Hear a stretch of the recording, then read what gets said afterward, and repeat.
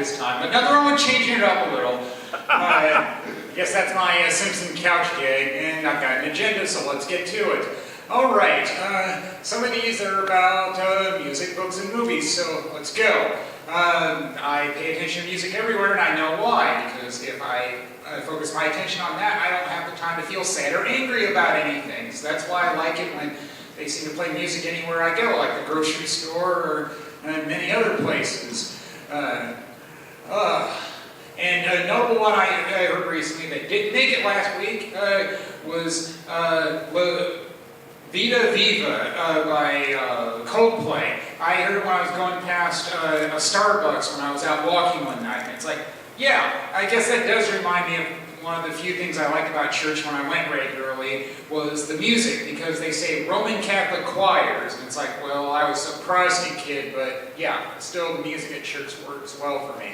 See what I said about going to Christmas and Easter services. I mean, I really like the music there, and I think I know why. You're participating a lot more in the hymns because you're singing it instead of just listening to somebody tell you what the scripture is.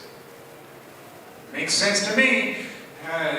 It took me a while to figure that one out, but at least you get there on why it works. All right, music. All right, books. I am a nerdy history major, so of course I do go to bookshops from time to time. And I made it back to the Barnes & Noble discount section because why pay more if you don't have to? And I got the companion book to the Ken Burns documentary series about country music from 2 years ago, and I think that's why I paid less than half full price.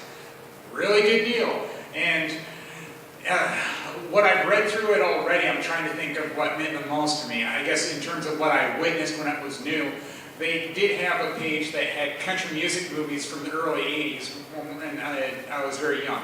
And yes, I do remember going to the theater and seeing Urban Cowboy, even though I was only 6. And so the other 3 in it, eventually I saw those. Coal Miner's Daughter, I think I saw that also when I was young. Sweet Dreams, about Patsy Cline, saw that too. Early days of VHS movies. And then the last one, Honeysuckle Rose, the Willie Nelson movie, I finally saw it on DVD. And that made sense why I was heard on the road again, because movie songs are very popular. It helps that they've got something to promote your song, just like TV show theme songs.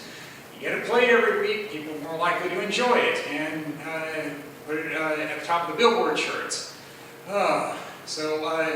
There's books. All right, movies. It was Thanksgiving, so I did my annual viewing of Planes, Trains, and Automobiles because I don't know a lot of other Thanksgiving movies, and I like road movies, so there you go. And at this time, I did the online searching. I paid attention to an instrumental song in it by Dream Academy, and it's like, yeah, it works being an instrumental song, but it's hard to find online. We don't have lyrics to search, but I found out there was a version with lyrics, and it's like, wow, yeah, it is a good song, but the instrumental version works better in the movie. And then the other movie was a Redbox rental. I saw a Western called Old Henry, which was historical fiction about Billy the Kid. Notable about this Western, I know that most Westerns are male-dominated actors. This one was all men actors and only 8. And it's like, yeah, it's not too often where you see a movie that has no women in it. But it finally happened for me. I didn't know that was possible. I guess the way they wrote out some characters was by saying they died, and that's pretty common. All right, now work. That's some others here.